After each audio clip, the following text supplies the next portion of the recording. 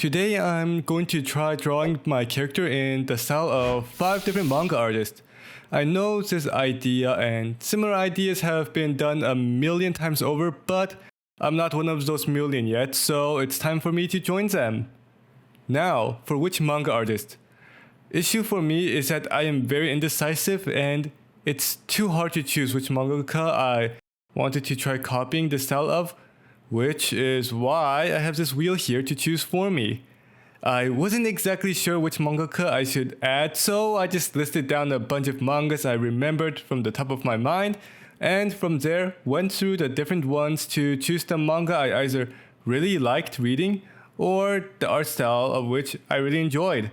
I also didn't spend particularly long on the list, like 10 minutes, and from that we have the mangaka seen here. And so I don't spend forever doing this. I also decided to limit myself to 1 hour each. Well, enough of that. Let's get to spinning the wheel.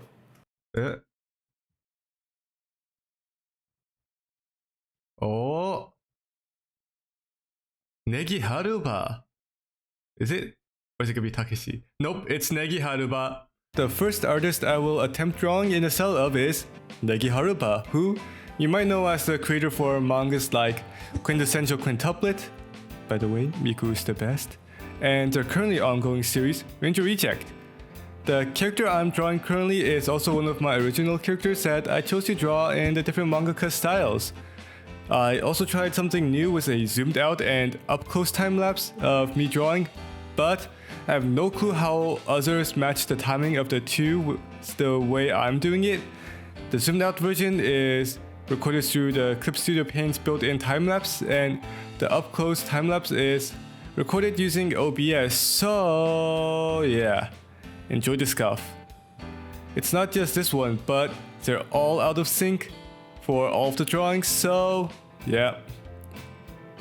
Something I got reminded about while looking back at their art is just how clean their line work is. All the lines look very clean and well-defined, and the screen tones aren't very distracting. The ways they cleanly lay inside the line art just adds to the sharp, clean feeling of the style for me.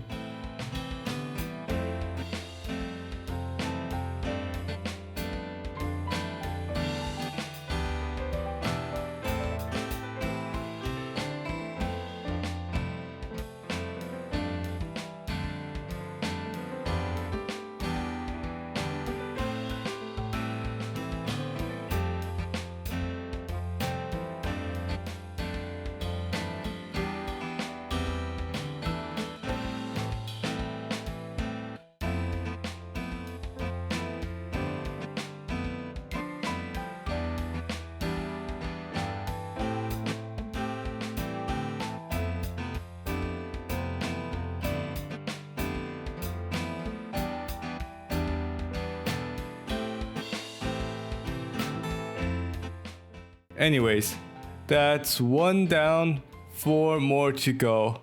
Damn, this is going to be tough. Now, let's see who the next mangaka is. Who am I getting? Imagine I get Negi Haru. Oh!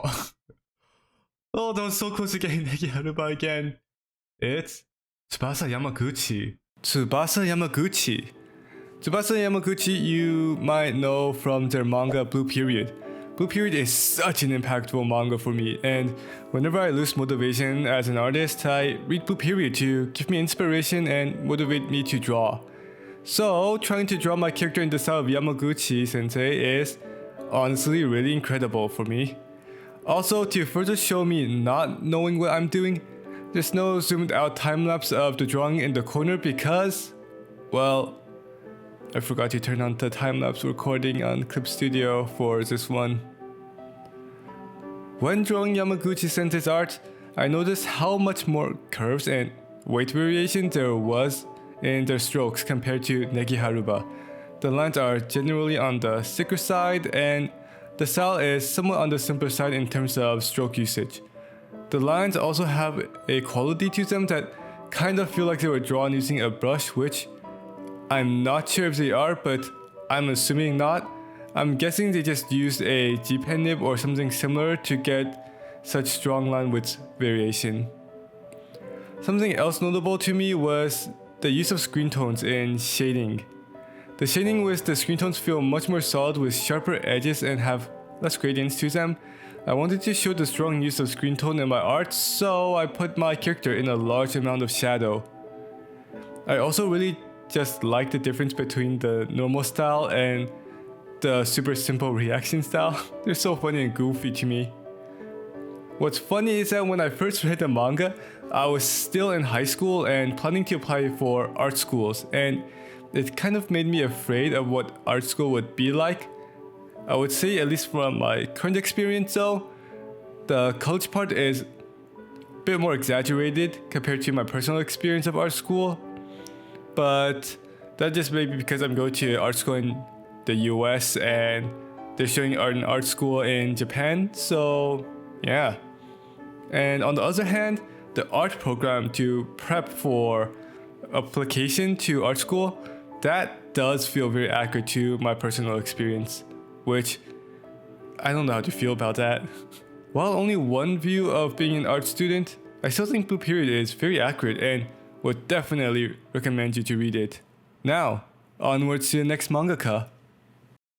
Oh, who is the third artist? Oh, it keeps rolling out to the same area. What about all these artists over here? Shiro Usazaki. Artist number 3 is Shiro Usazaki, an artist you may know from the manga Act Age, as well as the currently ongoing series Ichi the Witch. I really like their style and the expressiveness they have. Something notable about Shiro Usazaki's art in mangas is the focus on eyes. I feel this is most notable in Act Age with the close-up shots on the character eyes to express certain emotions. Also, can I just say, I am beyond sad about what happened with Act Age. Just like with Blue Period, Act Age is a manga I go to when I need motivation to create stuff, and what happened resulting in Act Age being cancelled is beyond depressing to me. Why? Anyways, I do recommend checking out the new mangas they are doing the art for, Ichi the Witch.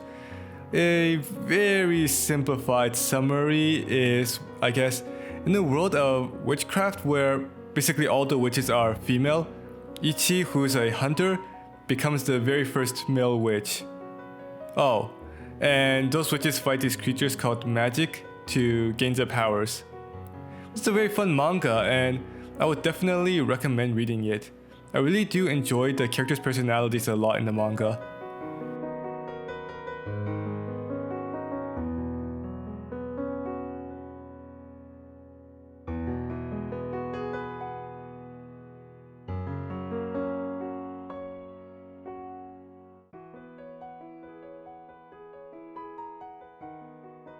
And here is the final drawing. Anyways, onward to the fourth mangaka now. Artist number 4 is Hirano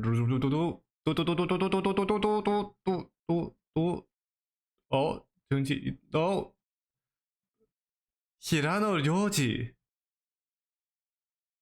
Hirano Ryoji. Let's go! Wait. So, the fourth mangaka is Hirano Ryoji. I am both excited but also absolutely terrified trying to imitate their style. You may know them for their work on Fate Type Red Line or Kimetsu no Yaiba Gaiden. But they have also created some other absolutely incredible one-shots, which I definitely recommend reading. You have not read either Fate Grand Order, Okida Soji's interlude right here, and Yusha Goijo no Kairimichi, or otherwise known as The Hero's Party on their way back home, you definitely should. They are both one-shots with some absolutely gorgeous art and storytelling to them. Something I liked when reading Hirano Ryoji's Fate manga adaptations is some of the compositions seen in certain panels, which are very reminiscent of some, I guess, old Japanese films, especially in Okada Soji's one-shot. I don't know if they used Kurosawa as reference for some panels, but it really does feel like I'm watching an old film at times. I really love the detail in their art as well as the expression of the characters. When I see certain panels, I can't help but think, wow, that is so beautiful, holy crap. The expressions given to some of the characters are absolutely incredible. For example, going back to Okita Sochi again, when the author is trying to show her more inhuman side, they completely black out Okita Soji's face in this very dark shadow. Also, I just love Nobunaga in this manga. They look both beautiful, but also very intimidating.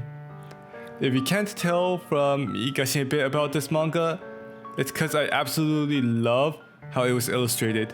It's so good, the visual storytelling and the art style.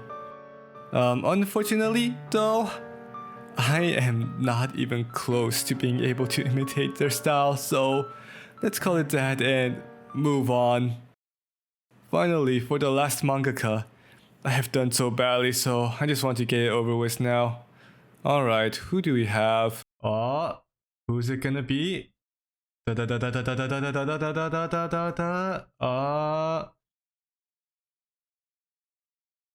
can you remove that? Oh wait, Takeshi Obata. Okay, so what about all the artists on this side of the wheel? Also, that was so close to Neki Haruba. Oh crap. Takeshi Obata. It's so over for me.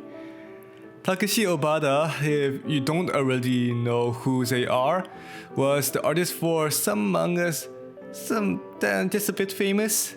Some you may know, such as Death Note, Bakuman, Hikaru no Go, and All You Need Is Kill. Man's really created multiple bangers. Hikaru no Go is probably one of the earliest mangas I read back in middle school before I was even fully familiar with what manga is and how it differs from comics, and was also the period when I started binging through every single manga my school library had. Bakuman, similarly, is one of the early mangas I read, and just like Blue Period and Act Age, is one of my go-to mangas when I want to read something to motivate me to draw. As a result, I mainly tried to copy the style of Bakuman. Well, that, and I'd say compared to the other mangas he's drawn for, the style is, you know, slightly on the simpler side, which means less suffering for me. I honestly don't know what more to say. My brain is in mush and I am in pain from how bad my drawings look, so yeah, let's call this one done, I guess. Now that we're done with all 5, let's take a look at all of them, and they're so bad. I don't think I managed to imitate a single one of the mangaka's styles at all. I might have been able to do better if I spent more than an hour on each one, but at the same time, I bet all the mangakas spend way less than an hour on one character drawing, which really goes to show how incredible they all are. I also realized how one of the first immediate things I noticed about the different art styles is the way they draw the eyes. The first thing I always seem to notice is the way the eyes are drawn differently from one another. Well, I want to try this again in the future, but traditionally with a dip pen or microns rather than digitally. But before I can do that, I should probably go and practice a bit more. And well, if you stuck through the video this long and want to continue seeing what I do in the future, well, why not subscribe? It's pretty easy.